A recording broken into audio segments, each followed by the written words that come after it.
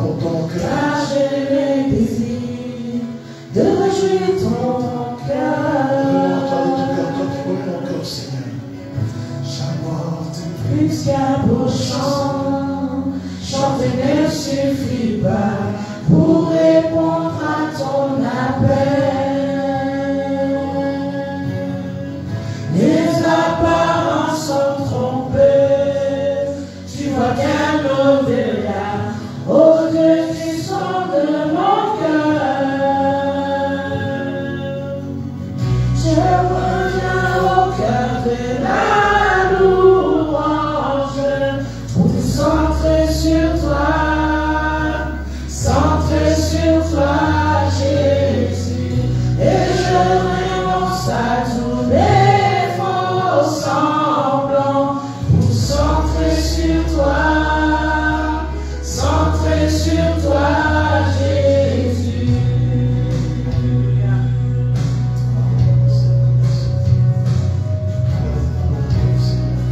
En éternité, qui peut exprimer ce dont tu es dit? Bien que faible, beau, je te donne tout, prends toute ma vie. Je t'apporte plus qu'un beau chant, chante ne suffit pas pour répondre à ton appel. Les apparences sont trompeuses, tu vois bien au-delà, oh Dieu, tu sens de mon cœur. Je reviens au cœur de la louange, tout est centré sur toi, Jésus, et je renonce à tous mes faux semblants pour tout centrer sur toi, Jésus. Je reviens au cœur de la louange pour tout centrer sur toi, Jésus, et je renonce à tous mes faux semblants pour tout centrer sur toi, Jésus, sur toi, centré sur toi, Jésus, centré sur toi, Jésus.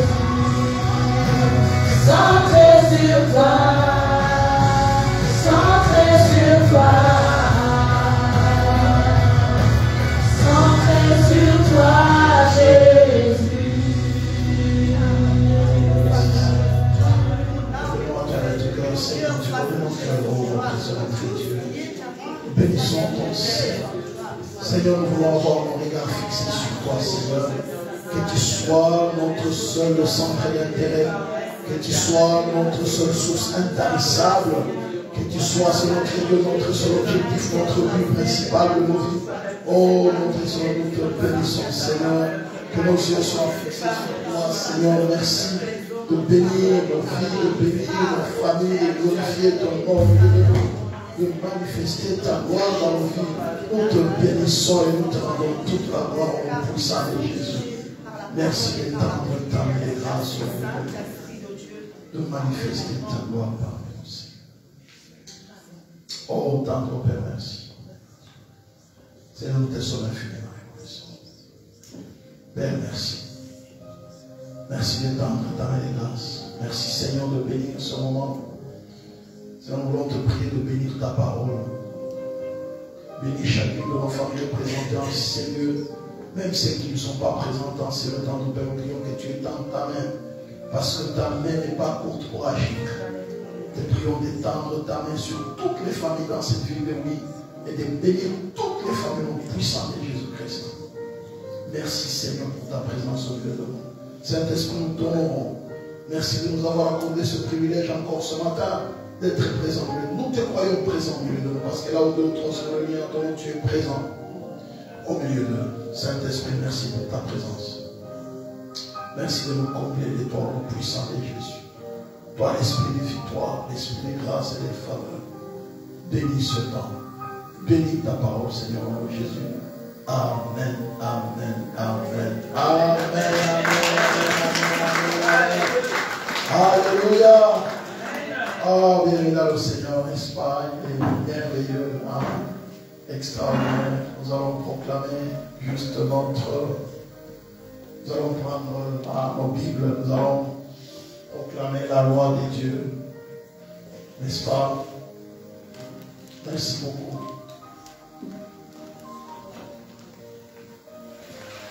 Amen, amen, amen, amen, amen. Gloire au Seigneur. Amen. Quand nous levons, nous allons proclamer Exode 20, 17, premier verset. On va perdre les vues, n'est-ce pas? Exode 20, le 17, premier verset.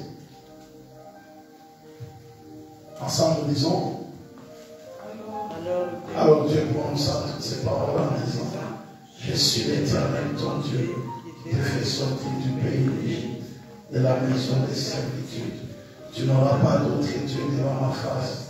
Tu ne te feras point d'image taillée, ni de représentation quelconque, des choses qui sont en haut dans les cieux, qui sont en bas sur la terre, et qui sont dans les eaux plus bas que la terre. Tu ne te prosterneras point devant elles, et tu ne les serviras point. Car moi, l'Éternel, ton Dieu, je suis un Dieu jaloux, qui punit l'iniquité de père sur les enfants, jusqu'à la 3e et la 4e génération de ceux qui m'haïssent, et qui fait miséricorde jusqu'à 1000 générations à ceux qui m'aiment et qui gardent mes commandements. Tu ne prendras point le nom de l'Éternel, ton Dieu, en vain, car l'Éternel ne laissera point impuni celui qui prendra son nom en vain. Souviens-toi du jour du repos pour le sanctifier. Tu travailleras 6 jours et tu feras tout ton ouvrage. Mais le 7e jour est le jour du repos de l'Éternel ton Dieu.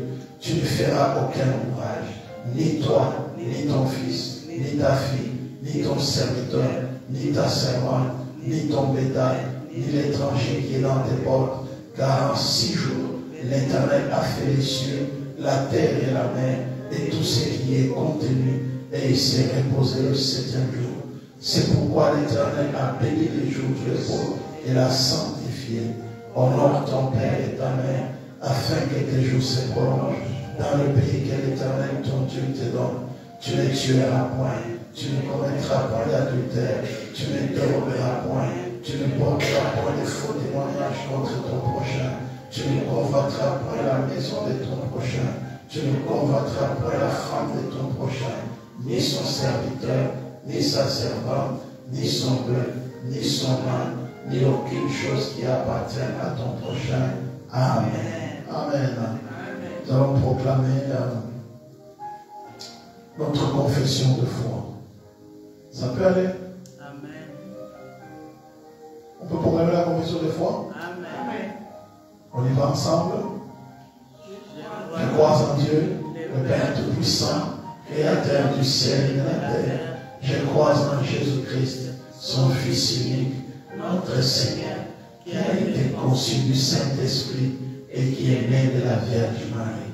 Il a souffert sous Ponce Pilate, il a été crucifié, il est mort, il a été enseveli, il est né ce jour des morts. Le 3e jour, il est monté au ciel. Il s'est assis à la droite de Dieu, le Père Tout-Puissant, et il viendra de là pour juger les vivants et les morts. Je crois au Saint-Esprit, je crois à la Sainte Église universelle, la communion des saints, la rémission des péchés, la résurrection du corps et la vie éternelle. Amen. Amen, amen. Nous allons proclamer la bénédiction. Vous l'avez encore en tête? Abigail, toi tu as oublié. Hein? T'as déjà oublié? On va appeler encore de la bénédiction. Pardon?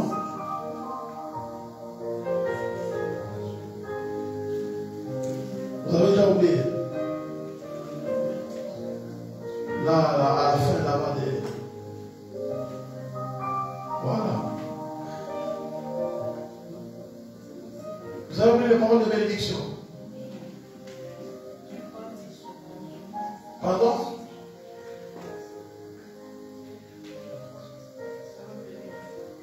Ça va venir.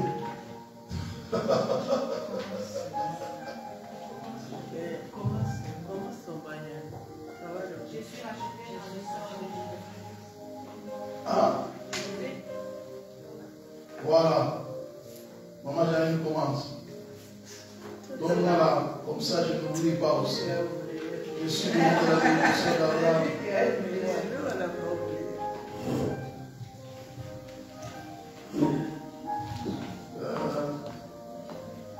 Je risque de décider en désordre. Voilà. Donc, les 5 bénédictions, je vais d'abord les citer. Hein. Je suis acheté par le sang de Jésus-Christ. Je suis une personne pardonnée et justifiée. Je suis délivré du monde et de l'esprit du monde. Et je suis rempli du Saint-Esprit de Dieu. Je suis guéri par le maîtrise de Jésus-Christ à la croix. Je suis délivré de la malédiction. Je suis une personne bénie. Je suis béni de la bénédiction d'Abraham. Je suis délivré de l'enfer et de la mort. Je suis établi dans le glorieux royaume de Dieu. Et j'ai la vie éternelle. Amen. Amen. Donc vous avez oublié la bénédiction. 2 ans de pandémie. Gabriel, tu répétais ça de cœur. Hein? 2 ans de pandémie, on oublie les 5 bénédictions. Ben, on attend comme ça. On va les projeter, mais on va les proclamer maintenant. D'accord? Donc je suis racheté par le sang de Jésus-Christ. Je suis une personne pardonnée et justifiée. Et puis la deuxième bénédiction, je suis délivré du monde et de l'esprit du monde et je suis rempli du Saint-Esprit de Dieu. Et la troisième bénédiction, je suis guéri par les maîtrises de Jésus-Christ à la croix. Et la quatrième bénédiction, je suis délivré de la malédiction. Je suis une personne bénie. Je suis béni de la bénédiction d'Abraham. Et la cinquième bénédiction, je suis délivré de l'enfer et de la mort. Je suis établi dans le glorieux royaume de Dieu. Et j'ai la vie éternelle. Amen. Alléluia. Amen. Nous allons proclamer les 5 bénédictions, n'est-ce pas? On commence. Je suis racheté par le sang de Jésus-Christ. Je suis une personne pardonnée et justifiée. Je suis délivré du monde et de l'esprit du monde. Et je suis rempli du Saint-Esprit de Dieu. Je suis guéri par le maîtrise de Jésus-Christ à la croix. Je suis délivré de la malédiction. Je suis une personne bénie. Je suis béni de la bénédiction d'Abraham. Je suis délivré de l'enfer et de la mort. Je suis établi dans le glorieux royaume de Dieu. Et j'ai la vie éternelle. Amen, amen, amen. Père Tout-Puissant, nous voulons te dire merci pour ta parole. Bénis et sanctifie ta parole parmi nous ce matin. Et glorifie ton nom au milieu de nous, au nom de Jésus. Merci Saint-Esprit. Amen, amen, amen, amen. Alléluia. Voilà, bénémoine le Seigneur. Nous bénissons Dieu qui nous accorde cette grâce encore de pouvoir nous réunir. Avant de nous asseoir, nous allons juste lire la parole. Excusez-moi. Moi, vous êtes fatigué. Hein? Si vous êtes fatigué, vous lisez en étant assis. Si vous n'êtes pas fatigué, encore un peu d'effort. Et nous allons lire la parole de Dieu. Amen. Genèse 11, à partir du verset 1 jusqu'au verset 9. Genèse.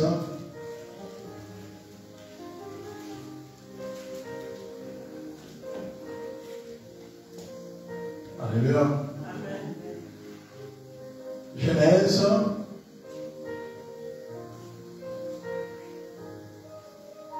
Nous allons lire la parole de Dieu ensemble, nous lisons 1 jusqu'au verset 9 à Genèse 11. Ensemble, nous disons, toute la terre avait une seule langue et le même mot. Comme ils étaient partis de l'Orient, ils trouvèrent une plaine au pays des Chinéens et ils y habitèrent.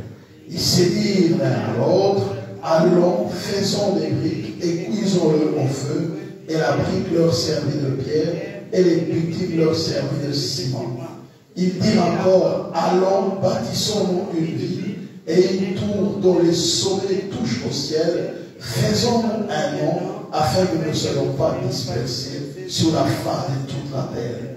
L'Éternel descendit pour voir la ville et la tour que bâtissait le Fils des hommes. Et l'Éternel dit, voici, ils forment un seul peuple et ont tous une même langue. Et cela, ce qu'ils ont entrepris. Maintenant, rien ne les empêcherait de faire ce qu'ils auraient projeté. Allons, descendons et là confondons leur langage afin qu'ils n'entendent plus la langue les uns des autres. Et l'Éternel les dispersa loin de là, sur la face de toute la terre, et ils cessèrent de bâtir la ville. C'est pourquoi on l'appela du nom de Babel, car c'est là que l'Éternel confondit le langage de toute la terre. C'est de là que l'Éternel les dispersa sur la face de toute la terre. Amen. Père, merci de bénir ta parole et de bénir ton peuple. Nous te sommes infiniment reconnaissants pour ton amour et pour ta fidélité. Que l'honneur, la gloire, la majesté te reviennent. Sanctifie ta parole et bénis chacune de nos vies en Jésus. Merci Saint-Esprit. Amen. Amen, amen, amen. Bien, nous rendons grâce au Seigneur. Nous voulons dire bonjour, un coucou à ceux qui nous suivent en ligne. Que Dieu vous bénisse, que Dieu vous fasse du bien. Alléluia. Soyez bénis, bien dans le Seigneur. Bien-aimés, alors que nous sommes en train de lire ce texte ici, de Genèse 11, à partir du verset 1 jusqu'au verset 9, nous voyons la réalité de la situation qui s'est passée après le déluge. Après que Dieu ait détruit l'humanité, la terre, à cause du péché, à cause du mal, à cause de la désobéissance, à cause de la déchéance morale, Dieu a nettoyé la terre du mal. Et cela, bien dans le Seigneur, a fait que 8 personnes ont été sauvées du déluge.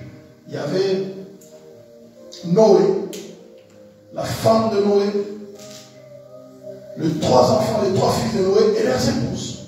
Donc 8 personnes ont été sauvées. C'est ainsi que Dieu a fait alliance de manière inconditionnelle avec Noé. Pour dire à Noé, désormais je ne détruirai plus la terre à cause du mal. Et cette alliance a été scellée avec Noé. Ce n'est pas Noé qui a demandé à faire alliance avec, c'est Dieu lui-même qui a fait alliance avec Noé. Et bien sûr, l'alliance avec l'humanité tout entière, à travers Noé, pour ne plus jamais détruire la terre. Mais nous voyons des centaines d'années après, les hommes bien dans le Seigneur recommencent à poser des actes qui étaient en train de venir le Seigneur de toucher de défier Dieu lui-même. C'est ainsi que Nimrod s'élève. Cet homme du nom de Nimrod, il va s'élever, il va convaincre les gens de l'époque après la descendance de Noé, parce que nous tous nous sommes de la descendance de Noé. Ceux qui étaient avant avaient été décimés, avaient été détruits par les déluges. Il ne restait que Noé, ses 3 enfants, et leurs épouses, et tout le reste de nous sommes de cette descendance-là. Et ceux qui sont venus une centaine d'années après, ils ont décidé de construire une tour, une ville et une tour. Et c'est Nimrod qui a convaincu les gens de l'époque de pouvoir bâtir une ville, de pouvoir bâtir une tour dans la ville, afin de ne pas être dispersés et de rester à un seul endroit. Jusque-là, il n'y a rien de mal. C'est un acte qu'on peut dire que voilà, les gens trouvent que c'est bien d'être unis, d'être ensemble. Mais cette unité de relation n'était pas du goût de Dieu. L'unité du genre humain dans la construction de Babel n'était pas du goût de Dieu. C'est ainsi que la Bible nous dit, Dieu est descendu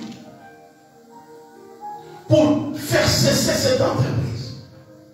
Le projet de bâtir la ville, le projet de bâtir la tour, afin de ne pas se disperser sur la face de la terre.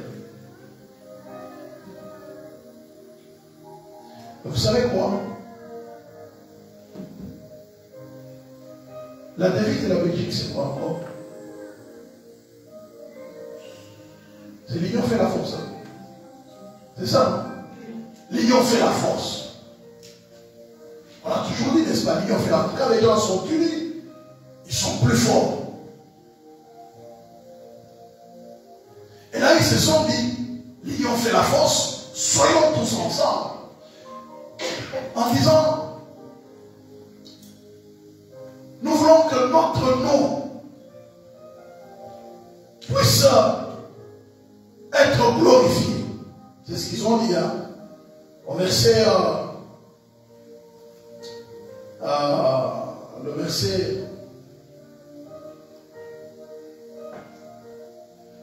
4 dit, il dit encore, allons, bâtissons une ville et une tour dont le sommet touche au ciel et faisons-nous un nom afin que nous ne soyons pas dispersés sur la face de toute la terre.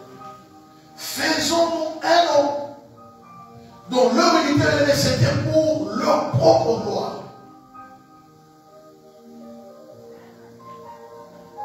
C'est là que ce matin, mes gars, je voudrais vous parler. L'unité de Dieu face, ou l'unité divine face à l'unité humaine. L'unité divine face à l'unité humaine.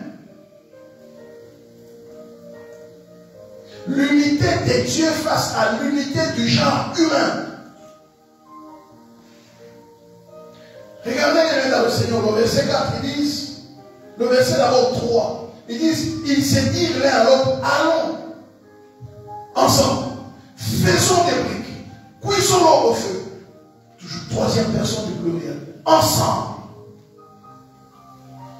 Et nous arrivons bien dans le Seigneur au verset 4, il dit encore, allons, bâtissons-nous une ville, et une tour dont le sommet touche au ciel, faisons-nous un nom, toujours ensemble.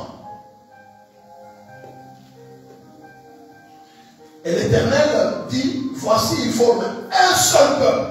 Donc Dieu reconnaît qu'ils sont unis. Un seul peuple. Ils ont tous une même langue. C'est la preuve de l'unité. Un seul, une même langue. Et c'est là qu'ils ont entrepris. Maintenant, rien ne les empêcherait de faire ce qu'ils auraient projeté. Ça veut dire quoi, les dans le Seigneur? Donc c'est, rien ne va les interdire de poser des actes qui vont à l'encontre de ma volonté. Ce qu'ils ont fait, apparemment aux yeux des hommes, ça ne pose aucun problème parce que c'est une unité. C'est bien, n'est-ce pas, que les gens puissent vivre ensemble. Mais la motivation de cette unité ne rencontre pas la volonté de Dieu. Mais Dieu reconnaît que lorsque les gens sont unis, ils sont capables de tout. Du pire, du bien comme du mal. Lorsque les gens sont unis, ils sont géniaux. Lorsque les gens sont unis, ils sont capables de tout. Du bien comme du mal. Le verset 7. Allons, descendons et là confondons leur langage afin qu'ils n'entendent plus la langue des uns des autres. Descendons. Donc Dieu décide. Cette image, ouais, Dieu se met à la place de l'homme pour voir ce que l'homme est en train de faire. Mais pourtant, eux, ils ont dit, construisons une tour dont les sommets touchent le ciel. Donc le but c'était, nous voulons aller toucher Dieu. Mais Dieu, au lieu d'attendre pour que les hommes viennent l'atteindre, mais Dieu lui quitte son trône, il vient voir ce que les hommes sont en train de faire avant que les hommes puissent aller l'atteindre. Ça veut dire quoi, bien dans le Seigneur? Tout ce que nous faisons comme effort dans la vie, pour atteindre Dieu sans Dieu, on finit toujours par la confusion.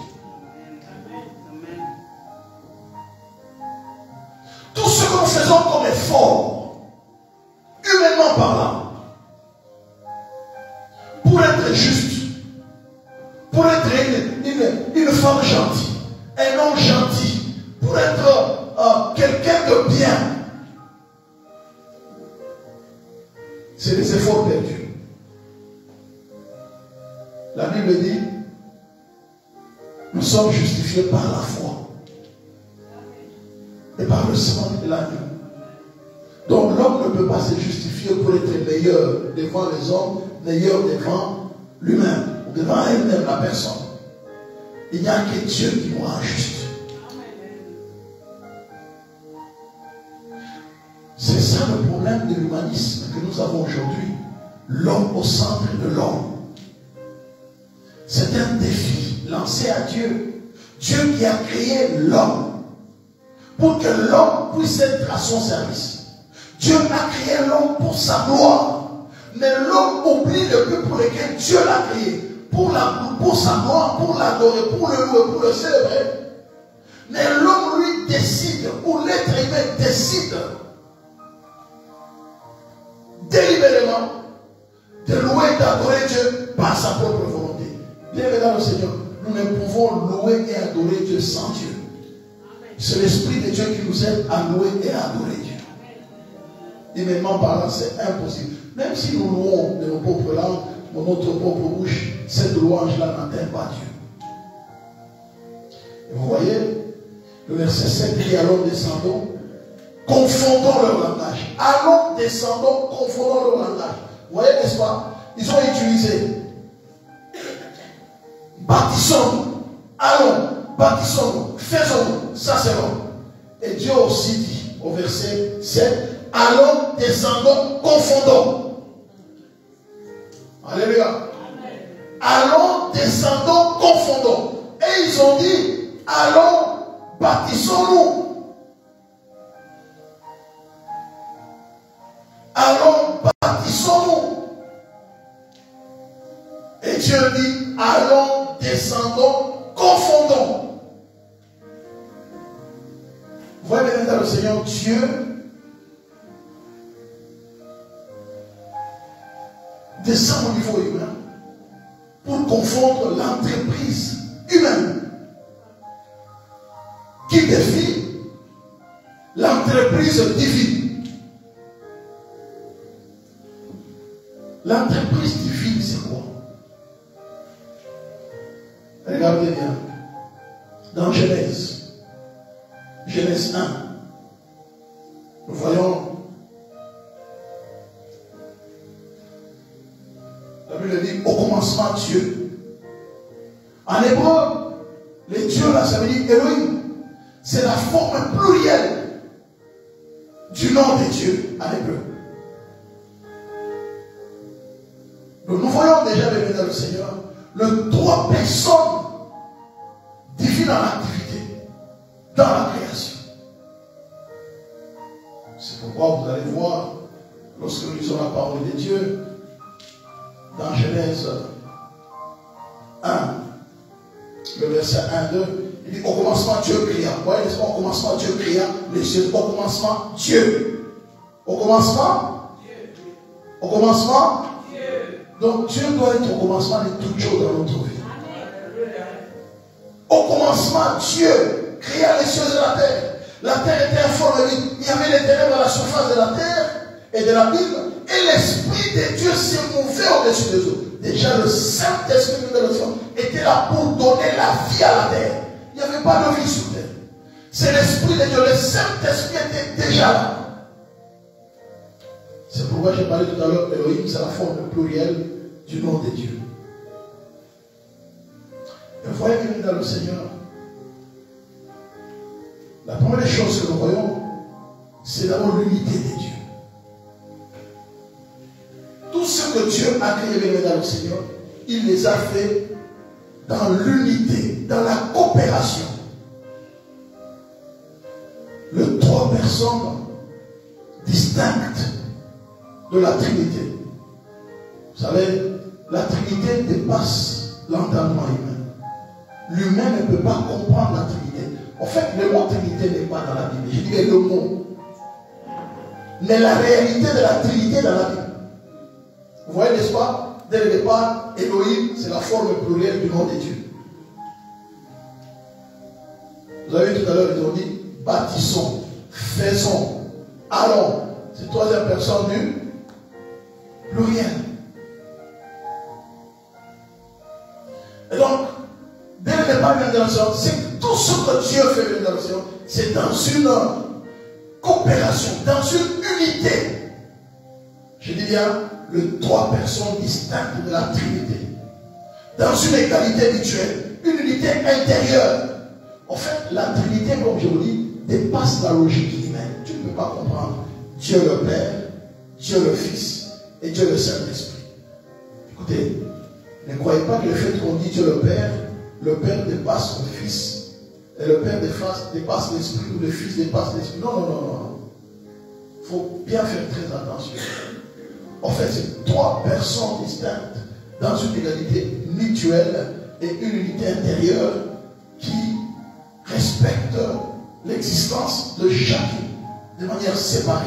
Donc, trois personnes unies sans une existence séparée.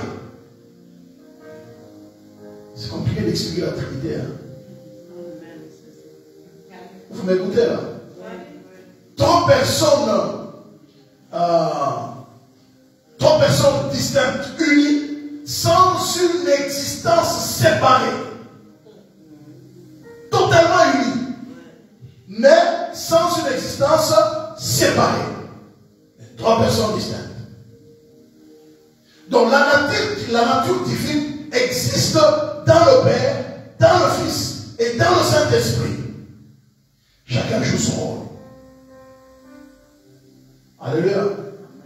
Et donc tout ce qui se fait sur terre, bien dans le Seigneur, se fait dans une unité totale et parfaite entre le Père, le Fils et le Saint-Esprit. Je parlais de l'unité de Dieu face à l'unité humaine. Parce que bien dans le Seigneur, les hommes ont décidé de bâtir Babel, la ville et la tour, sans l'accord de Dieu. Mais en étant unis, Dieu dit rien ne les empêcherait d'accomplir leur projet. Or, leur projet n'est autre chose qu'une offense à Dieu. Leur projet n'est autre qu'un défi à Dieu. Vous savez, combien les hommes ne disent pas, moi mon projet, moi je vais être millionnaire. Ah oui, c'est bien. Pourquoi être millionnaire? Pour que les gens voient que j'ai l'argent. Pour que je puisse faire tout ce qu'on peut faire, même ce qui n'est pas admis. Donc ce n'est pas pour la gloire de Dieu. Donc l'unité, c'est l'accord. L'unité, c'est la réunion. L'unité, c'est l'union. L'unité, c'est la Trinité.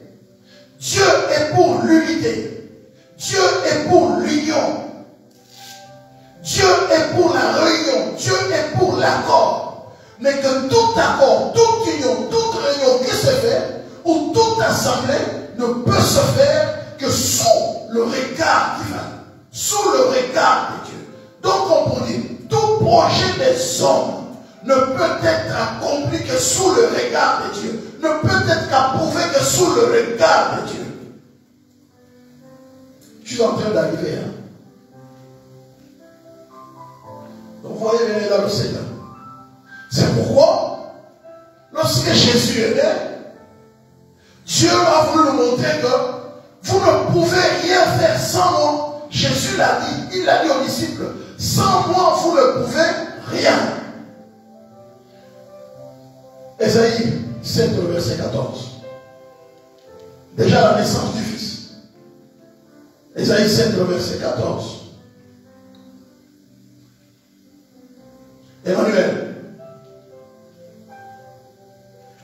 Pas Emmanuel Bakela.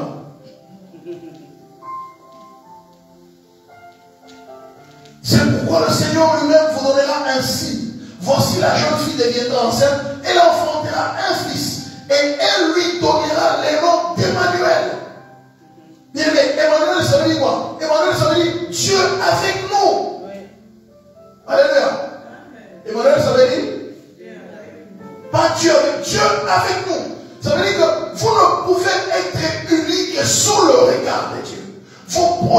ensemble ne peuvent réussir de manière à réjouir les cœurs de Dieu que lorsque cela a l'approbation de Dieu. Alléluia. Alléluia.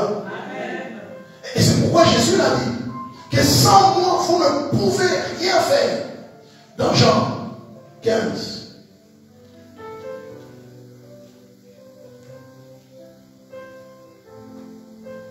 Alléluia. Gloire au Seigneur.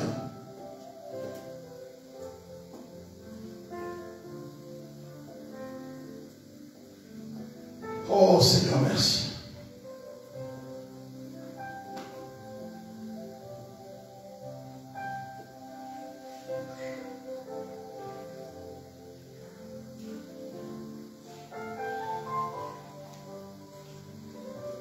Jean 15.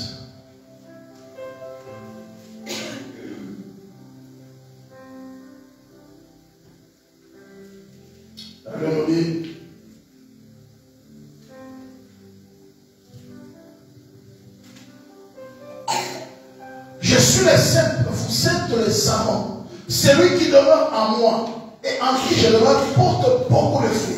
Car sans moi, vous ne pouvez rien faire. Amen. Sans moi, vous ne pouvez rien faire.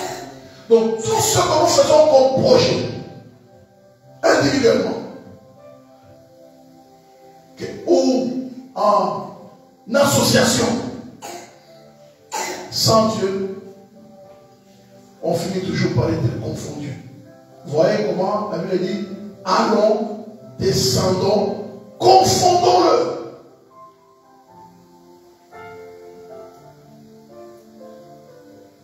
C'est pourquoi, bien dans le Seigneur,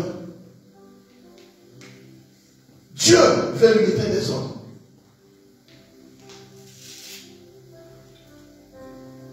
Les buts même pour lesquels Jésus est mort, c'était pour que les enfants de Dieu ne soient pas dispersés, qu'ils soient unis. Mais vous voyez ici, à Babel, Dieu les a dispersés. Pourquoi? Parce qu'ils ont voulu défier Dieu. Dieu qui avait voulu qu'il y ait beaucoup de langues, beaucoup de nations, beaucoup de tribus, mais eux, ils ont refusé cette réalité-là. Ils voulaient être ensemble. Pourtant, Dieu avait dit à Noé, même à Adam, même à Noé, Dieu a répété la même chose. Il a dit multiplier, assujettissez. Mais Dieu me dit, Noé, ses fils et leur dit, soyez féconds, multipliez, remplissez la terre. Mais ils ont dit, non, n'allons pas trop loin, soyons tous à un seul endroit. C'est ce défi lancé à Dieu, bien dans le Seigneur, qui a amené Dieu de venir faire cesser cette entreprise. En réalité, il se disait quoi? Quelque part, c'est comme s'ils étaient en train de dire, Dieu a détruit la terre avec les déluges. Probablement, ils avaient déjà pas. Mais vous ne voyez pas qu'à un moment, il pourrait venir de tout l'eau aussi, parce que si nous voyons ce qui avait amené Dieu à détruire les hommes de l'époque, nous aussi, nous voulons bien faire ça. Nous aimons ça. Mais Dieu nous détruira aussi. Mais comment est-ce qu'on peut faire pour éviter? C'est qu'au cas où Dieu a envoyé la pluie, comment on peut laisser ça? Nous allons construire en dur. Parce qu'à l'époque de Noé, vous savez, à l'époque avant Noé, il y avait quoi? À l'époque de Noé, il y avait les tentes, voilà, les maisons en paille, en chaume et tout ça. C'est la première fois que vous lisez bien, ils ont dit, il n'y avait pas de pierre, ils ont dit, nous allons cuire les briques. Ça, je vous ai parlé le vendredi, n'est-ce pas? Ce qui est artificiel est toujours très dangereux. Ils ont dit, comme il n'y a pas de briques naturelles, nous allons prendre, comme il n'y a pas de pierres naturelles, nous allons prendre des briques. Et cuisons-le au feu. Pourquoi la brique, je disais le dimanche? Ce qui est artificiel, c'est ce qu'on peut, qui est malléable. On peut, n'est-ce pas, façonner à sa guise.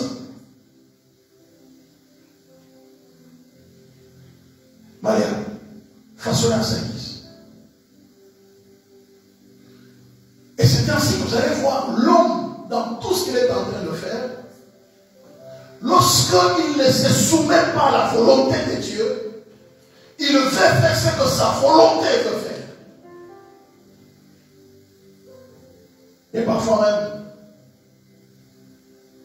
l'homme va au-delà de ce que sa volonté veut faire. Et nous avons dit ce qui est artificiel est toujours dangereux. Il faut toujours demander la volonté de Dieu dans ce qu'on est en train de faire comme projet. Et vous voyez, bien dans le Seigneur, Dieu descend pour confondre cette entreprise-là, l'entreprise des hommes. C'est pour dire, tout ce que nous faisons dans notre vie, sans Dieu, finit toujours par s'arrêter quelque part en cours de chemin. C'est un problème de temps. Mais tout ce que nous faisons avec Dieu, même si ça prend du temps, comme c'est Dieu qui en est la source, Dieu finira toujours par nous amener à bon port. C'est comme ça que les disciples étaient avec Jésus dans la barque et il y a eu la tempête. Mais Pierre a réveillé. Jésus dit, maître, ne vois-tu pas ton périsson? Jésus s'élève. Il a menacé la tempête. Et finalement, ils ont fini par atteindre l'autre bord. Comment sont-ils arrivés à atteindre l'autre bord? Parce que Jésus qui était avec eux a menacé la tempête. Ils étaient tous unis ensemble, les disciples, pour la gloire du Seigneur, parce que Jésus était au milieu d'eux. La Bible dit, là où 2 ou 3 sont venus en son nom, il est présent au milieu d'eux. Alléluia. Alléluia. Amen. Donc, bien dans le Seigneur. C'est pourquoi Jésus est mort à la croix. Jean 11, le verset 52. Regardez un peu pourquoi Jésus est mort à la croix. L'unité.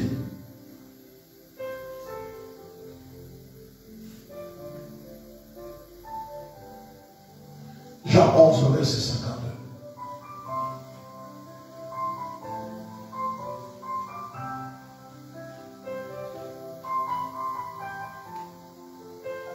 Et ce n'était pas pour la nation seulement. C'était afin de réunir en un seul corps les enfants de Dieu dispersés. Alléluia. Alléluia. Alléluia.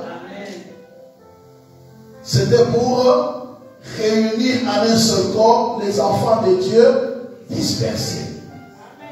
Je voudrais le prendre à partir de verset 47. Alors les principaux sacrificateurs et les pharisiens assemblèrent les Sanhédrins et dirent, que ferons-nous? Cet homme fait beaucoup de miracles.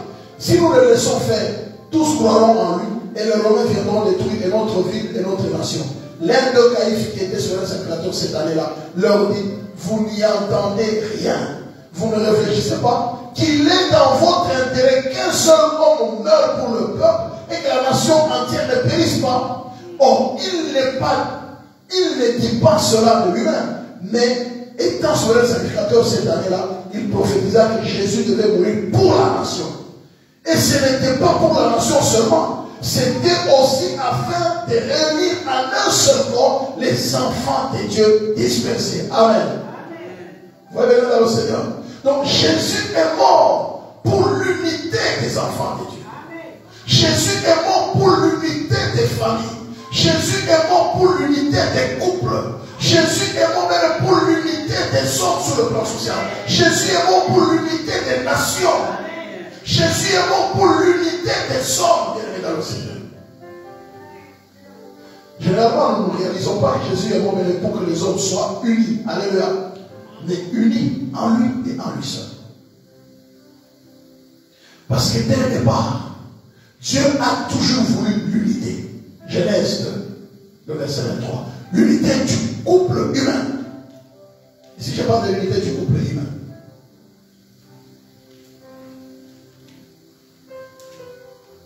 Genèse 2, le verset 23.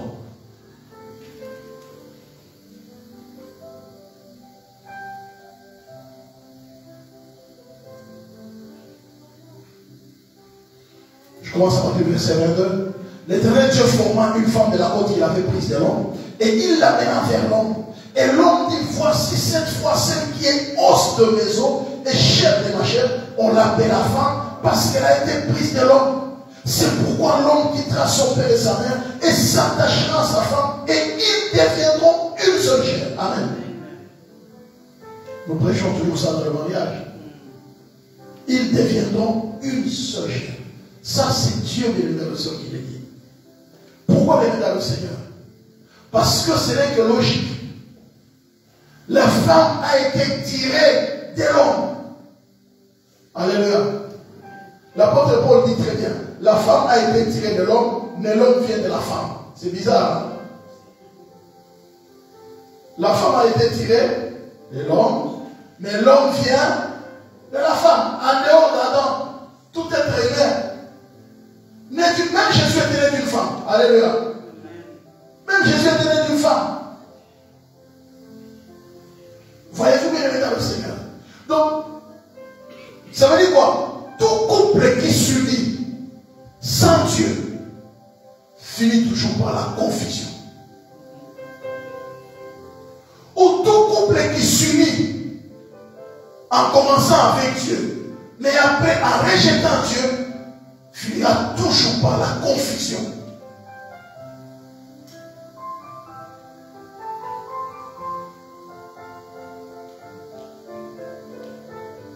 Matthieu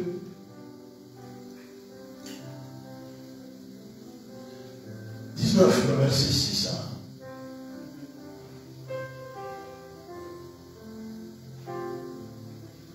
Il est dit,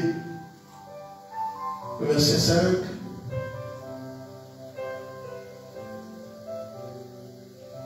Je vais commencer avec le verset 1. Lorsque Jésus eut achevé ses discours, il quitta la Galilée et alla dans les territoires de la Judée au-delà du Jourdain. Une grande foule le suivit et il la guérit. Et là, il guérit les malades. Et les pharisiens l'abordèrent. Et dit pour le prouver, est-il permis à un homme de répéter sa femme pour un motif quelconque? Alléluia. Amen. Ça veut dire que non, écoute, ma femme, elle a brûlé la nourriture, ça ne va pas. Je la chasse. Non, écoute, ma femme, elle a brûlé la chemise que j'aime beaucoup porter. Non, je la chasse. Bon, ici en Europe, là c'était dans la culture juive. Mais ici en Europe, la femme travaille. Parfois, elle a aussi beaucoup plus de moyens que l'homme. La femme peut aussi chasser. D'ailleurs, si c'est la femme qui chasse. La femme se lève le matin et dit non, non, écoute, là tu commences à m'embêter, je te chasse. J'ai vu sur internet un homme qui était chassé par sa femme et puis la police entre. Je crois que c'était en flamme. Il dit, mais monsieur, il parle vraiment un français vraiment trop approximatif. Il dit, monsieur, l'enfant là, c'est mon enfant. C'est mon enfant. Il dit, monsieur, calmez-vous. Là, la police dit, monsieur, calmez-vous. Il dit, maintenant, elle me met dehors, mais c'est mon enfant. Monsieur, calmez-vous. Vous voyez? Pourquoi? Parce que la femme a ce pouvoir-là de dire à l'homme, en tout cas, va dehors. Dès lors que la police vient, avant même qu'on fasse quoi que ce soit, d'abord c'est l'homme qui dit, monsieur, reste un peu dans un coin là. Laisse la femme tranquille. Alléluia. Mais c'est pas ce que Dieu veut. On peut avoir plusieurs motifs pour les gens. Les gens ne se séparent pour tout et pour rien. Il pose la question à Jésus. Jésus dit, n'avez-vous pas lu? Ouais, n'est-ce pas? Il dit, on peut répéter sa femme pour un motif quelconque. C'est vrai que l'unité peut être brisée pour n'importe quelle raison.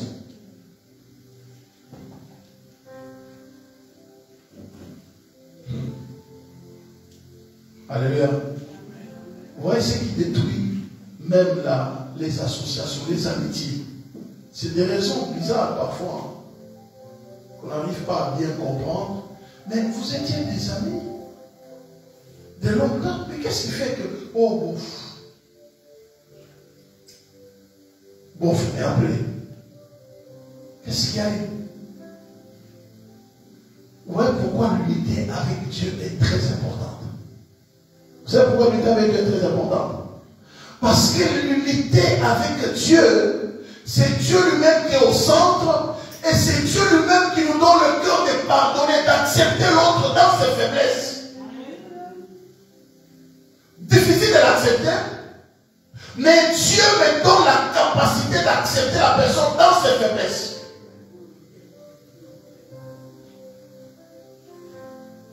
Vous savez, au niveau caractériel, c'est toujours difficile de se supporter les uns les autres.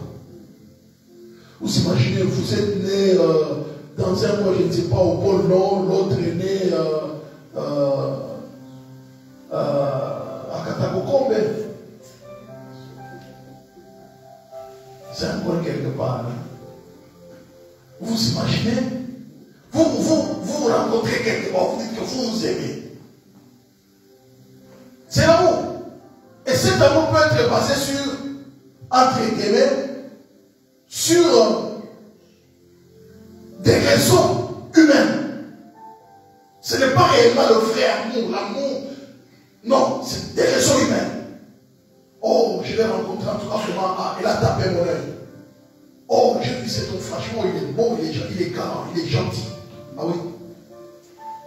Mais tu ne connais pas les soubassements. Alléluia. Tu ne connais pas les soubassements. Tu ne connais pas la fondation. C'est pourquoi lorsque Nimrod va dire aux gens, venez, nous allons bâtir Ninive, nous allons bâtir une tour, nous allons bâtir Babel, nous allons bâtir la tour de Babel. Les gens qui sont venus s'associer à ces projets-là ne connaissaient pas la profondeur de l'âme de Nimrod, ne connaissaient pas les motivations de Nimrod. Nimrod s'est révélé à Dieu. Ils entendent seulement paix, fraternité, amour, oh c'est un bon projet, hein? On va bâtir des livres. Mais vous ne connaissez pas les fondements. Vous ne connaissez pas les fondements. Vous savez, les espions ici, surtout les Russes, KGB, Mossad, CIA, ils peuvent épouser une femme, vivre avec, faire avec des enfants. Mais il est venu pour une mission. Il épouse la femme, il fait même les enfants avec. Mais les jours de sa mission va se terminer, il part, il laisse les enfants et la femme. Alléluia. C'est paradoxal, hein? Alléluia. Donc il a été formé de manière à ne pas rester attaché à la personne, même si entre guillemets aimer la personne. Mais pendant qu'il vit avec la personne, c'est l'amour froid entre guillemets. Hein? Voilà, c'est romantique. Entrer dans la voiture, il va tout doucement, comme calme, il va tout doucement, il ouvre la porte. La femme entre, il ferme la porte doucement, il va tout doucement, il va au volant. Il dit, oh, j'ai trouvé vraiment un ange. Un ange. Mais tu ne connais pas la motivation dans son cœur. Alléluia. Vous voyez véritable Seigneur, tout ce que nous voulons avoir comme association, comme unité, comme alliance, comme assemblée, sans Dieu, nous finirons toujours par la confusion. Difficile de connaître les motivations des personnes à qui nous nous associons ou avec qui nous nous lions. Le cœur humain est un mystère. Le cœur humain est un mystère. C'est pourquoi, bien dans le Seigneur, nous devons, dans toute unité, nous devons chercher, n'est-ce pas, l'unité divine. Que le Père, que le Fils et le Saint-Esprit nous accompagnent dans ce projet-là. Je voudrais dire à nos jeunes qui sont là, je sais que vous êtes dans un environnement très compliqué actuellement. Vous êtes dans un environnement Android. Même vos mariages sont des mariages Android, Facebook. Donc, difficile de connaître si réellement la personne vient parce que les motivations sont vraies. Ce sont des motivations Android. Ça peut planquer à un moment. Ce sont des motivations influenceurs ou influenceuses.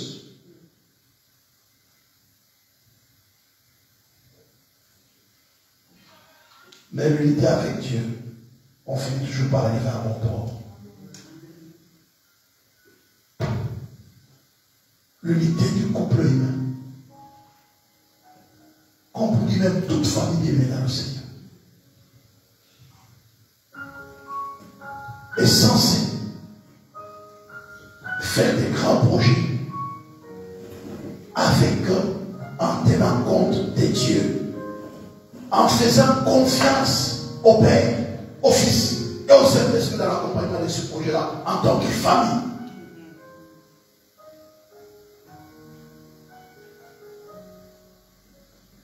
Deux Samuel 5.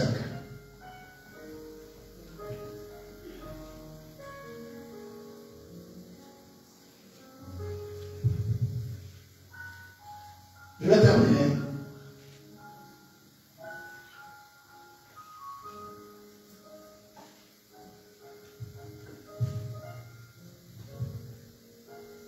Vous voyez, 2 Samuel 5, verset 1. David est devenu roi de Juda et de tout Israël. Ils ont dit, toutes les tribus d'Israël vinrent auprès de David à Hébron et dit, voici nous sommes des eaux étagères. Alléluia. Nous sommes des eaux étagères. Nous sommes de ta famille. Que tu sois notre roi. Que notre famille soit unie. Donc, que toutes les tribus en tant que famille, nous voulons être unis autour de toi en tant que roi. Alléluia. Alléluia le Seigneur. Le monde va très mal aujourd'hui parce que les familles sont disloquées. Les familles sont déchirées. Les familles sont fissurées. À cause de quoi? L'argent.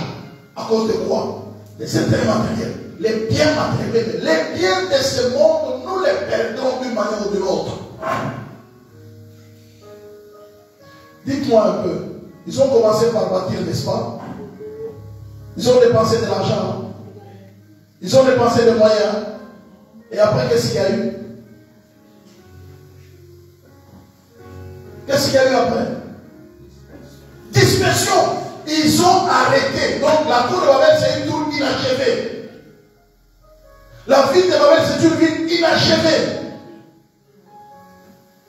Alléluia. Tout ce que nous faisons sans Dieu, même si nous sommes dans l'unité, on finit toujours par la confusion. Et on n'atteindra jamais l'objectif principal.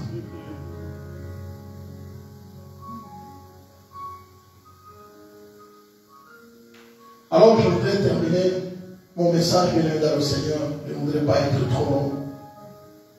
C'est de dire, en tant que famille, après la pandémie, bien dans le Seigneur, prions pour l'unité des familles.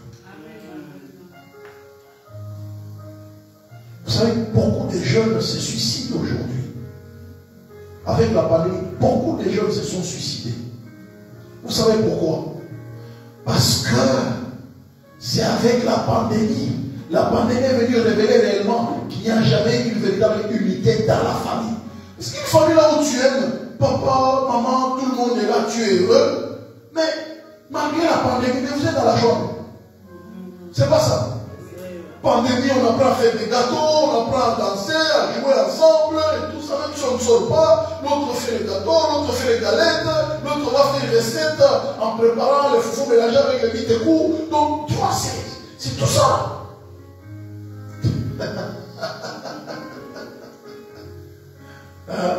On s'en apprend à préparer les foufous. Tu as déjà commencé à préparer les foufous.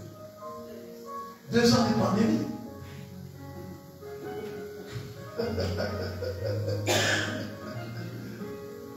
Alléluia. Oui, mais dans le Seigneur. Pourquoi? Parce que c'est un signe que ça ne va pas dans les familles. C'est un signe que ça ne va pas dans les familles. Ça ne fait pas bon vivre dans les familles.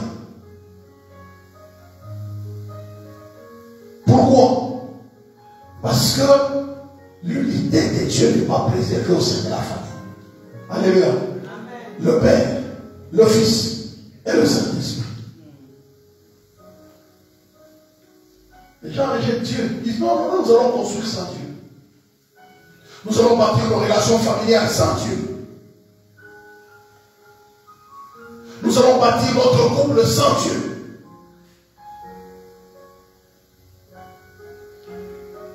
Eh bien, ça finit toujours par la confusion. C'est pourquoi, bien évidemment, le Seigneur, je vous exhorte, ainsi que vous me suivez sur Internet, recherchons Dieu dans nos familles. Recherchons Dieu dans nos familles. Que Dieu soit le ciment. Alléluia. Ils ont dit, prenons l'habitude. L'habitude va consolider notre construction.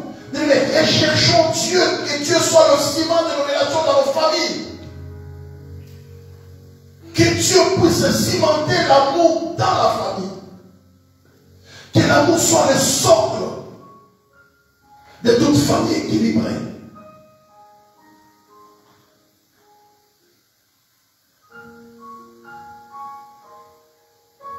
Toute entreprise, au niveau des couples, au niveau des familles, au niveau d'amitié, au niveau de la société, association, l'ennemi finit toujours par la confusion.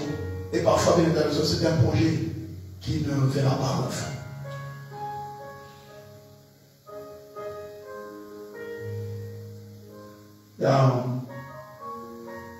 Quelqu'un me disait, mais pasteur, est-ce que c'est mauvais de... J'ai un projet, mais je n'ai rien dit à mon mari. Parce que je sais que si je lui dis, voilà, ça c'est vraiment à mon compte. Alléluia. Je lui dis, moi tu sais quoi, j'aimerais vraiment être sincère, cache vraiment franco avec toi. Vous êtes déjà dispersés. C'est un problème de temps. Alléluia. Je dis, si tu veux vraiment que je sois sincère avec toi, vous êtes déjà dispersés, c'est un problème de temps.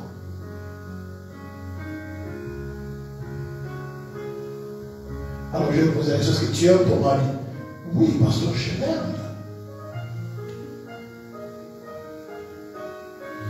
Je lui réponds, est-ce que tu aimes ton mari? Mais je l'aime. Mais pourquoi tu ne lui dis pas toi? Non, parce que tu sais, il y a des choses pour lesquelles parfois bon, ça va créer un peu de bruit. Il dit, mais le bruit, tu l'as déjà créé. Parce que les jours qu'il apprendra, le bruit, tu l'as déjà créé. Tu n'entends pas le son, mais le bruit est déjà créé.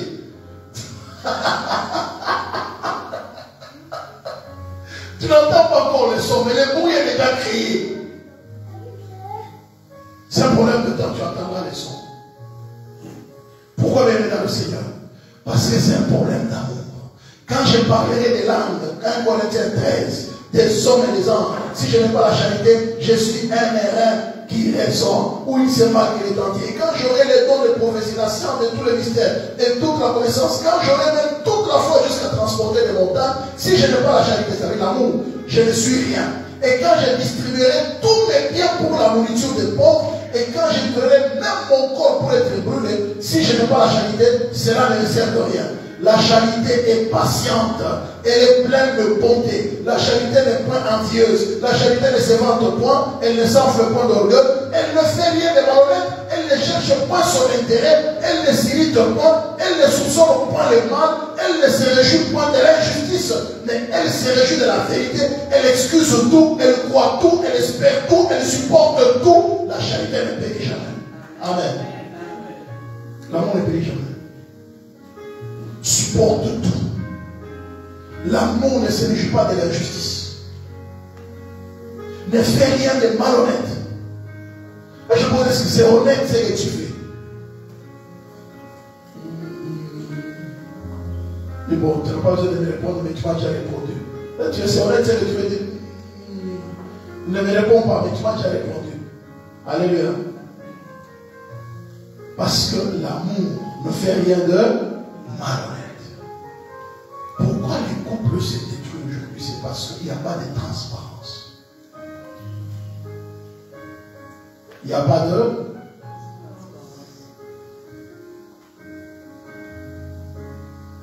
Est-ce que le monde avait dit aux gens que non, là, tout ce que nous sommes en train de faire, c'est pour défier Dieu?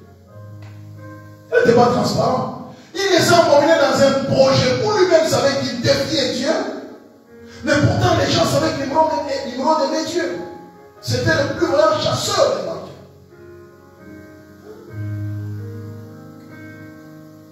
Mais Dieu dit rien ne les empêcherait d'accomplir ce qu'ils auraient projeté. Quand on dit projet, les motivations n'étaient pas saines. Tout ce que tu fais dans ta vie avec une motivation malsaine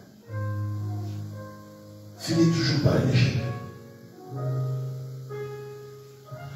Dans les couples même, dans les relations même, il faut la transparence, il faut la vérité, il faut la sincérité, il faut l'honnêteté. Je vous assure, c'est des ingrédients apparemment vieillots, selon les humains de ce monde ici. Mais je vous assure, la parole de Dieu ne périt jamais.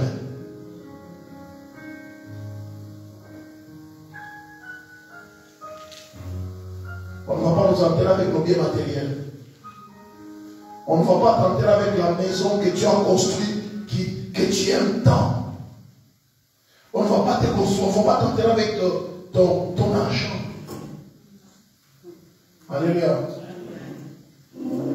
Dans la dame qui était, vous voyez la dame qui était ici, en face de nous, ici, là, en face de l'église, ici.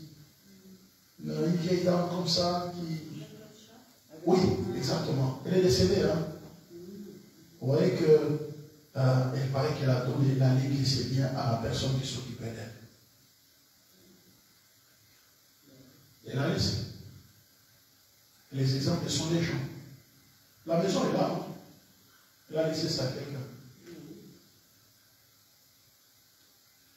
Alors, ça nous coûte quoi d'être vrai dans nos associations, dans nos relations, au niveau du couple, au niveau de la famille, d'être vrai avec tes enfants, les enfants d'être vrai avec les parents. Et tu as un petit garçon qui te fréquente, tu es en train de cacher maman, tu es en train de cacher papa. Il y a une petite fille que tu fréquentes, tu es en train de cacher. Il faut être vrai. Il faut aussi. Parce que quand tu dis la vérité, vous savez quoi? J'ai toujours un terme, je dis toujours, avec les amis, je disais, le vieux boxeur se met toujours autour du ring. Parce qu'ils savent voir les bons coups et les mauvais coups. Ils savent bien. Donc, les mamans ont déjà eu des bons coups. Donc, elles peuvent te dire que, attention ma fille, mais maman, il est gentil. Hein. Tu vois, quand je le vois, franchement, il y a des mains qui transparaissent. Mais, la maman, elle a dit non. Et elle s'en même de se mettre de s'asseoir, la maman, c'était la venture, là. Et pourtant, quand tu ne vois rien, elle ne laisse pas sa manière de s'asseoir. Tu as fait un aventurier ici. Ça, tu ne vois rien.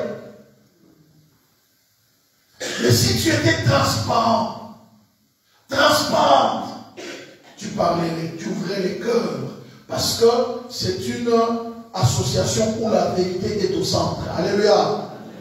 La vérité est, on va te dire, non, je ne veux pas de cette relation-là, ce n'est pas bon. Ah, ça va. Ah, ça va, merci.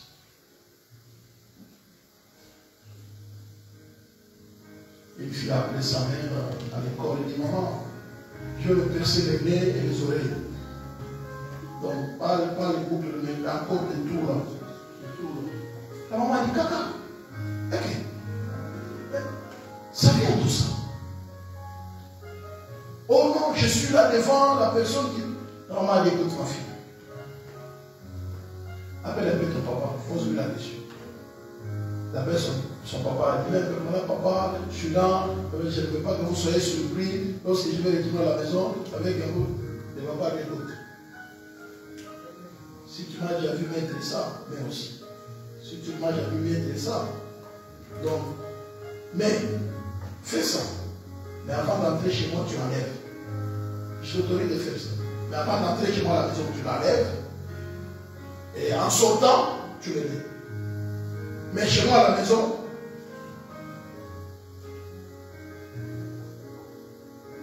alléluia. Mais vous savez, quel est le problème de la jeune fille? C'est parce que elle a vu, elle voulait le faire. Mais comme elle avait la facilité de parler avec la maman, elle pouvait encore poser la question à sa mère. Mais bon, elle avait 18 ans, elle a eu des femmes, elle peut bien le faire, n'est-ce pas? Elle est libre de le faire, non? Mais elle a dit non, non, j'ai parlé avec la maman. C'est la maman qui dit non, non, non, je te conseille. Moi, je ne suis pas d'accord, mais informe aussi ton papa. Et là, elle informe le papa, dit non, non, non. Elle ne l'a pas fait. Et vous savez qu'est-ce qui était derrière elle? C'était des esprits qui l'influençaient à le faire. Pourquoi? Pour créer le désordre dans le cœur de la maman, dans le cœur de son père, pour créer le trouble dans la famille. Est-ce que ça va donner, les parents seront heureux à l'aide de faire quelque chose qui ne leur plaise pas? Il faut accepter. Mais ils ne sont pas d'accord avec toi. Ils acceptent. C'est en Europe, on impose. Voilà. Mais en réalité, voyez-vous même dans le Seigneur, recherchons l'unité avec Dieu. C'est pourquoi l'unité divine face à l'unité humaine, Dieu a toujours raison. Et l'unité humaine doit toujours se rechercher autour de l'unité divine. On veut se marier, il faut rechercher le concours de Dieu. On veut avoir des relations dans la vie, il faut chercher le concours de Dieu. On veut s'unir en tant qu'Église, nous devons nous unir autour de Dieu. Voilà pourquoi, lorsque les gens se sont unis dans le désert, autour des plaisirs, notamment autour du veau d'or, et en se divertissant, vous savez ce qu'il y a eu? Alléluia. Vous savez ce qu'il y a eu autour du veau d'or? 1 Corinthiens 10. Frères, je ne veux pas que vous ignoriez que nos pères ont tous été sur la nuit, et qu'ils ont passé au travers de la mer, qu'ils ont tous été baptisés à Moïse dans la nuit et dans la mer, qu'ils ont tous mangé le même aliment spirituel, et qu'ils ont tous bu le même breuvage spirituel, car ils buvaient un rocher spirituel qui les suivait, et c'est rocher de Christ. Mais la plupart d'entre eux ne furent point agréables à Dieu, puisqu'ils périrent dans le désert. Or, ces choses sont arrivées pour nous servir d'exemple, afin que nous n'ayons pas de mauvais désirs. Comme ils en ont eu, mais devenaient point idolâtres, comme quelques-uns d'eux selon qu'il est écrit, le peuple s'assit pour manger, pour boire, puis ils se levèrent pour se divertir. Alléluia. Alléluia. Ils s'assit pour manger, pour, et puis ils se sont levés pour se divertir. Faisons très attention à nos divertissements. Ils se sont assemblés pour se divertir, mais ce n'était pas pour la gloire de Dieu. Alléluia. Alléluia. Ils se sont assemblés pour se, mais ce n'était pas pour la gloire de Dieu. Quoi que nous fassions, quoi que nous mangeons, quoi que nous buvions, quelque autre chose que nous fassions, faisons tout pour la gloire de Dieu. Alléluia. Faisons tout pour la gloire de Dieu. Soit donc que vous mangez, soit donc que vous buviez, soit que vous fassiez quelque autre chose, faites tout pour la gloire de Dieu. Ça, c'est toujours dans le même chapitre, au verset 31. Bien dans le Seigneur, recherchons l'unité. Que ce soit là, dans les alliances, dans les amitiés, dans les relations, au niveau du couple, au niveau de la famille. Bien dans le Seigneur, recherchons toujours que le Père, le Fils et le Saint-Esprit puissent être en accord avec nous. Que Dieu bénisse sa parole. Amen.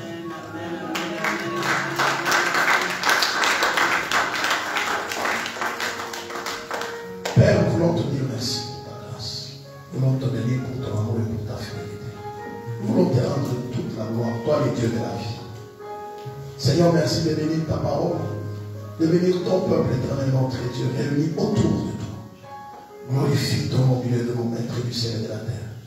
Merci de bénir chaque famille en ces lieux et de bénir ton nom parmi nous, nom de Jésus. Amen, amen, amen. Alléluia. Voilà, bien mesdames, nous allons apporter notre offrande. Mais je voudrais que nous puissions apporter cette offrande vraiment dans une attitude de reconnaissance envers Dieu. Alléluia. Voilà. Je vais appeler Pasteur Lucie va venir va prier pour nos familles. Alléluia. Va prier pour nos familles. Ah. Va prier pour nos familles. Lève-nous les dans le ciel, va prier pour nos familles. Alléluia. Va passer devant Pasteur Lucie. Je vais te faire monter. T'inquiète pas.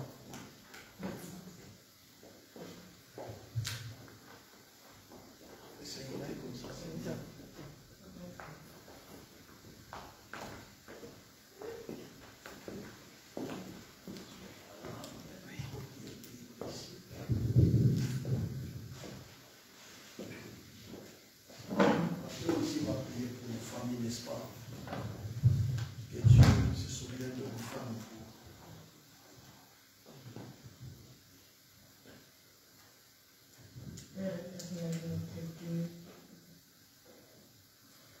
En ce jour, Seigneur, nous reconnaissons ta bonté, tes bienfaits, ta protection, alors que nous allons passer des moments, des années, Seigneur, de souffrances, de pertes de gens chers. Mais aujourd'hui, nous sommes là, Seigneur. Non pas par nos propres forces, mais ce n'est que grâce. Nous avons fait grâce, Seigneur, pour rester encore en vie. Et non pas pour ne pas faire ta volonté, mais c'est pour rester accroché à toi, pour te glorifier, te louer. Parce que nous sommes faits pour toi. Amen. Seigneur, nous te bénissons parce qu'aujourd'hui,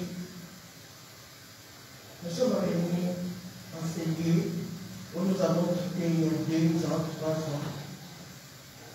Et tu nous as fait grâce pour revenir. Une famille réunie ici, en ton nom. Nous te rendons grâce. Nous sommes très reconnaissants. Nous demandons encore ta protection divine, Seigneur, pour les jours qui viennent. Pour nos enfants qui grandissent dans des conditions très difficiles. Pour tous ces hommes qui vivent sans travail, dans l'humiliation. Pour toutes ces femmes, Seigneur, qui, dans les foyers, ça ne marche pas. Dans le travail, ça ne marche pas. Nous demandons que tu sois là. Que tu consolides chacun de nous. Que tu mettes ta bonté, ta paix dans nos cœurs. Que nous puissions compter sur toi, rien que pour toi. Seigneur. Merci Seigneur. Alors que nous venons de recommencer notre vie de l'Église. Nous demandons que chacun de nous ait soif de venir au présidium présidentiel pour le louer, pour le glorifier. En ce lieu que nous avons choisi pour célébrer notre Père. Père, qui te dit, car tu connais tout, mais tu as dit demander et vous recevrez. Que chacun dans son cœur, alors qu'à ce moment, je lève ma voix vers toi, je ne connais pas le cœur des gens, mais chacun dans son cœur demande au Seigneur ce qu'il désire. C'est toi celle qui accordera, Seigneur. Parce que nous ne pouvons rien faire sans ton accord. L'accord de l'unité divine. Bénis-nous, Seigneur. Accorde-nous encore ta grâce infinie pour que nous puissions continuer à t'aimer, à te glorifier, à te louer, à parler de toi autour de nous. Que nous soyons des lumières, que nous soyons des sels là où nous vivons. Au nom de notre Seigneur Jésus-Christ. Amen. Amen. Amen, amen, amen, amen. Amen, au Seigneur. Amen, amen, amen.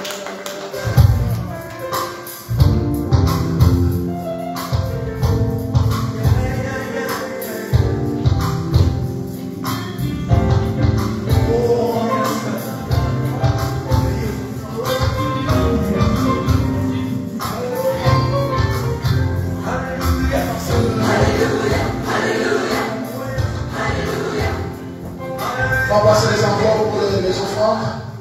Alléluia. Alléluia. Alléluia. Alléluia. Alléluia. Alléluia. Alléluia. Alléluia. Alléluia. Zabelanda. Zabelanda. Zabelanda. Zabelanda. Combonayo. Combonayo. Ekumama. Zabelanda. Zabelanda.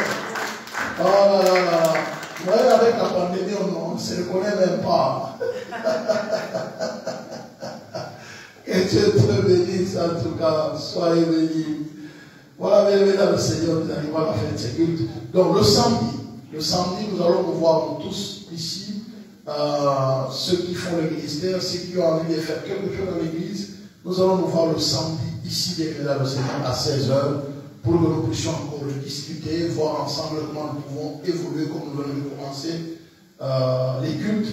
Comme ça, on va mettre un peu l'organisation en marche, pour que les choses puissent aller de l'avant. Donc, le diacre, diaconesse, en tout cas, vous êtes censés être là aussi. Amen. Amen.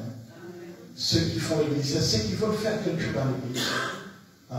Vous les jeunes, il faut servir Dieu. D'accord? Servir Dieu. C'est tout ce qui peut nous préserver en servant Dieu. Je suis le témoin d'une dame en Ukraine. Elle venait d'acheter une maison avec son mari, avec leur famille. Toutes leurs économies, ils ont acheté la maison. Ils ont quitté une ville, dans une autre ville, là, si je ne me trompe pas. Et après avoir acheté la maison, après avoir fait des travaux, fini les travaux, la guerre a éclaté. Ils ont abandonné la maison détruite. Ils se retrouvent, ils sont dans un des pays européens ici quelque part, en France ou en Belgique quelque part, ou en Pologne, ils se sont battus quelque part. Ils ont fui la guerre en Ukraine. Maison détruite. Bon, dites-moi, dans la guerre ici, quel assureur va le rembourser? Alléluia. Quel assureur va le rembourser? En fait, pourquoi je vous dis ça? C'est pour vous dire que tout ce que nous bâtissons avec Dieu, Dieu sait toujours nous préserver.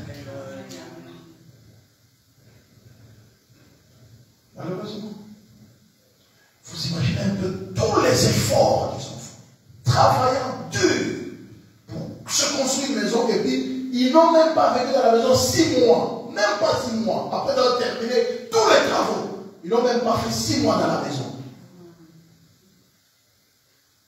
C'est horrible, hein? Ça m'a fait mal quand j'ai appris cette histoire dans l'autre. Ça m'a fait mal. Je me suis mis à leur place, moi je ne vais pas pour faire les travaux chez moi à la maison, et puis je me retrouve ailleurs. Vous voyez ce que ça fait? Je me suis mis à leur place, je dis, c'est pas possible. Demandez comment. Et puis une fois on m'a dit, voilà comment, il faut s'attacher à Dieu. Si tu es attaché à Dieu, le bien matériel, c'est rien. C'est rien. Quand tu es attaché à Dieu, même si on te prend tout, Job, on a tout pris. Et le bien matériel, et même les enfants. Mais il est resté ferme. Alléluia. Amen. Fais attention à Dieu. Et les relations, attachement à Dieu. Amen. Amen. Voilà. Nous avons terminé notre culte. Nous allons nous lever. Le dimanche prochain, nous allons présenter les enfants de notre sœur Esther. Thomas, il sera là, j'espère. Comment? Alors il sera là. Il sera là. Je lui demanderai, même s'il a foutu ces jours-là, je lui demanderai d'être là. Il sera là, comme ça on va présenter les enfants. Et lui, il est là. Amen. Amen. Nous nous présentons les enfants. C'est très important de dédier les enfants à Dieu. C'est vraiment important. Alléluia. Amen. Donc le dimanche prochain, on va présenter ces enfants, la petite fille qui est dans les confinements. On va présenter les enfants le dimanche prochain. J'espère que le papa sera là et la famille probablement sera là comme ça. On aura le temps de bénir le Seigneur pour ça. Et bon, pour terminer, bénir le Seigneur. Notre Père qui es aux cieux, que ton nom soit sanctifié, que ton règne vienne, que ta volonté soit faite sur la terre comme au ciel. Donne-nous aujourd'hui notre pain ces jours. Pardonne nos offenses, comme nous pardonnons aussi à ceux que nous ont offensés. Et ne nous soumets pas à la tentation, mais délivre-nous du mal. Car c'est à toi qu'appartient le règne, la puissance et la gloire pour le siècle des siècles. L'amour de Dieu le Père, la grâce de notre Seigneur Jésus-Christ et la communion du Saint-Esprit nous accompagne. Quel est notre de face sur nous sa face, qui nous accorde sa paix. C'est au nom du Père et du Fils et du Saint-Esprit. J'ai ainsi prié, soyez bénis. Amen. Amen. Gloire au Seigneur. Gloire au Père.